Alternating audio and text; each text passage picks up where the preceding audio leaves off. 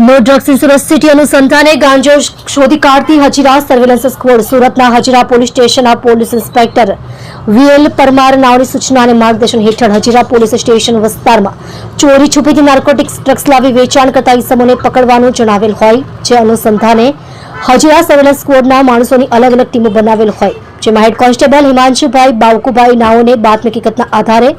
હજીરા ગામ ખાતે આવેલ સંદીપભાઈ પટેલની કોલોનીમાં રૂમ નંબર 6 માં आरोपी उमा वासो जाते केवट उम्र वर्ष 45 रहे रूम नंबर 6 संदीपभाई पटेल की कॉलोनी साई मंदिर पास हजीरा गाम तालुको 84 जिलो सूरत